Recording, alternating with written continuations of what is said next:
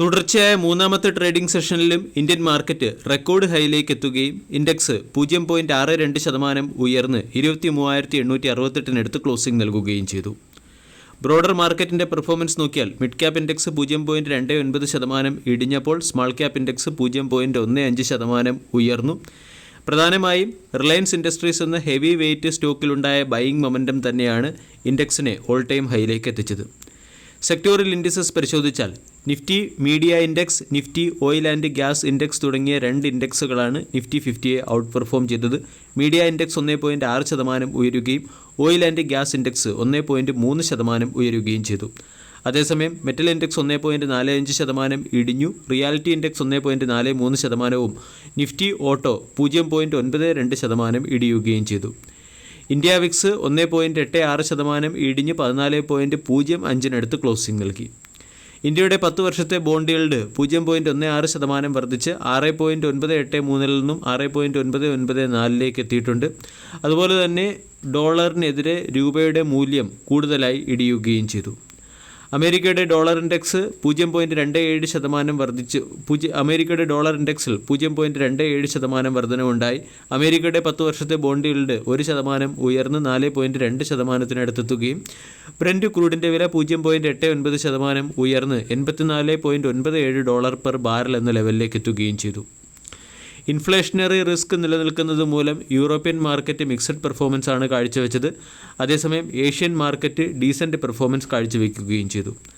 അമേരിക്കയുടെ consumer confidence index 101.3 നിന്നും 100.4 ഇടിഞ്ഞതിൻ്റെ പശ്ചാത്തലത്തിൽ മാർക്കറ്റിൽ ഒരു കോഷ്യസ് അപ്രോച്ചാണ് കാണുന്നത്. ഇവിടെ കൺസ്യൂമർ കോൺഫിഡൻസ് ഇടിഞ്ഞത് എക്കോണമിക് ഗ്രോത്തിനുള്ള ഒരു കീ ഡ്രൈവായി പ്രവർത്തിക്കും എന്നാണ് പല മാർക്കറ്റ് അനലിസ്റ്റുകളും പ്രതീക്ഷിക്കുന്നത്. ഇതോടൊപ്പം തന്നെ വെള്ളിയാഴ്ച പേഴ്സണൽ കൺസപ്ഷൻ എക്സ്പെൻഡിച്ചർ ഡേറ്റ കൂടി പുറത്തു വരാനുണ്ട്. ഈ ഡേറ്റകൾക്കനുസരിച്ചായിരിക്കും അമേരിക്കൻ മാർക്കറ്റ് പെർഫോം ചെയ്യുക. ഇന്ന് ഇന്ത്യൻ ഇൻഡെക്സ് 23,900 എന്ന ലെവലിന് അടുത്തേക്ക് ഉയർന്നിരുന്നു. കൃത്യമായി പറയുകയാണെങ്കിൽ 23,889 എന്ന ന്യൂ ഹൈ ആണ് ഇന്ന് ഇന്ത്യൻ ഇൻഡെക്സ് ക്രിയേറ്റ് ചെയ്തത്. മാർക്കറ്റിനെ സംബന്ധിച്ചിടത്തോളം 23,600, 23,700 തുടങ്ങിയവ പ്രധാന സപ്പോർട്ട് ലെവലായും 24,000, 24,200 തുടങ്ങിയവ പ്രധാന റെസിസ്റ്റൻസ് ലെവലായും പ്രവർത്തിക്കാൻ സാധ്യതയുണ്ട്. കഴിഞ്ഞ ദിവസത്തിന് വിപരീതമായി ഇന്ന് ഫോറിൻ പോർട്ട്ഫോളിയോ ഇൻവെസ്റ്റേഴ്സും ഡൊമസ്റ്റിക് ഇൻസ്റ്റിറ്റ്യൂഷണൽ ഇൻവെസ്റ്റേഴ്സും ഇന്ത്യൻ മാർക്കറ്റിൽ ബൈയിങ് നടത്തി.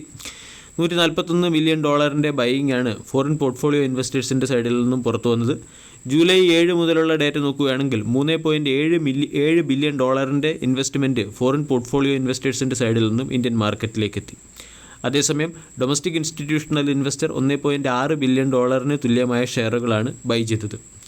ഇവിടെ ഫോറിൻ പോർട്ട്ഫോളിയോ ഇൻവെസ്റ്റേഴ്സിനെയും ഫോറിൻ ഇൻസ്റ്റിറ്റ്യൂഷണൽ ഇൻവെസ്റ്റേഴ്സിനെയും ഇന്ത്യൻ മാർക്കറ്റിലേക്ക് ആകർഷിക്കുന്ന ഏറ്റവും പ്രധാന ഘടകം ഇന്ത്യയുടെ ഗ്രോത്ത് ഔട്ട്ലുക്ക് തന്നെയാണ്.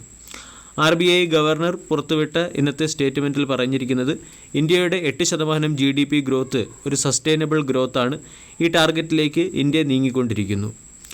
ഇവിടെ 8% GDP ഗ്രോത്ത് സസ്റ്റൈൻഡ് ടാർഗറ്റിലേക്ക് അച്ചീവ് ചെയ്യുന്നതിൻ്റെ പശ്ചാത്തലത്തിൽ 2025 ടാർഗറ്റായ 7.2% GDP ഗ്രോത്ത് ഇന്ത്യ ഉറപ്പുവരുത്തും എന്നാണ് റിസർവ് ബാങ്ക് ഗവർണറായ ശക്തികാന്ത ദാസ് പറഞ്ഞത്. അതോടൊപ്പം തന്നെ കഴിഞ്ഞ 3 സെഷനിലെ GDP ഗ്രോത്ത് അല്ലെങ്കിൽ കഴിഞ്ഞ 3 വർഷത്തെ GDP ഗ്രോത്തിൻ്റെ ആവറേജ് 8.3%-അടുത്തേക്ക് എത്തുകയും ചെയ്തു.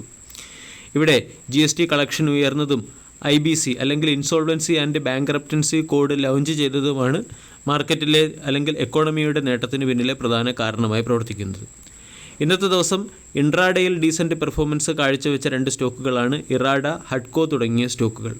ഈ 2 സ്റ്റോക്കുകളിലും ഇന്ന് ഇൻട്രാഡേയിൽ ബൈയിങ് മൊമെൻറ്റം കാണാൻ സാധിച്ചു. സ്റ്റോക്ക് ഏകദേശം 8% ഉയരുകയും ചെയ്തു.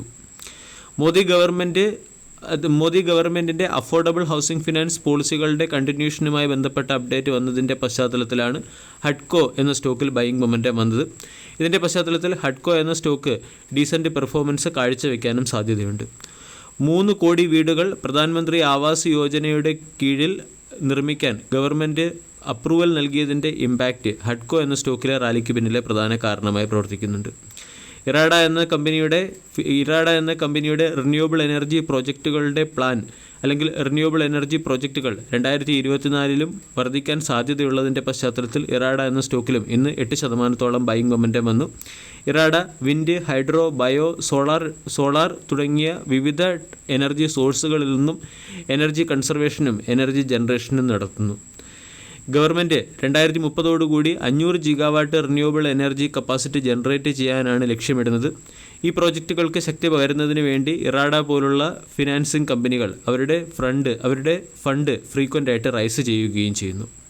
ഈ ന്യൂസിൻ്റെയൊക്കെ ഇമ്പാക്റ്റാണ് ഇന്ന് മാർക്കറ്റിനെ ഓൾ ടൈം ഹൈയിലേക്ക് എത്തിച്ചത്. വീഡിയോ എല്ലാവർക്കും ഇഷ്ടമായി എന്ന് വിശ്വസിക്കുന്നു. താങ്ക്